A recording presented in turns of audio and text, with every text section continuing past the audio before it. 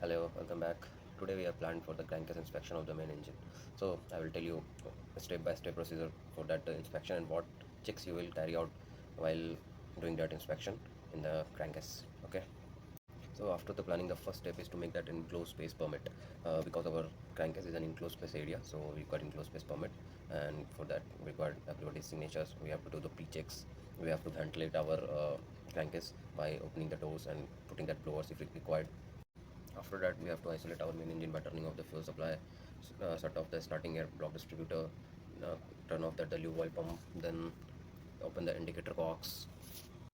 As you can see, I already engaged the turning gear by lifting this with the help of screw and rotating this wheel to engage the turning gear teeth with the flywheel teeth.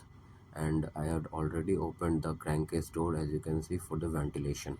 So as you can see inside the crankcase, this is piston rod, and on top of it is called a stuffing box area, and this is piston rod, and this is the connecting rod. So after the crosshead, these two are crank wave. We call it crank wave, and it is connected with the crank pin. This is the crank pin bearing area. Beside that crank wave, these two are for the lubrication of the main bearings. As you can see, this is the telescopic pipe for the lubrication of the crosshead and the piston cooling. So in visual checks, we will do that there should not be any wear and tear, any scratches, any water particle marks near that crosshead bearing and piston rod. And in crank wave, we will check there should not be any squeezing near the bearing. Here you can see from the side, you can see that there should not be any squeezing. In the sump oil, we will check there should not be any metal particle debris, and there is one gasket and diaphragm. As you can see, it should be properly tightened. And put in comment, is it wet sump or the dry sump.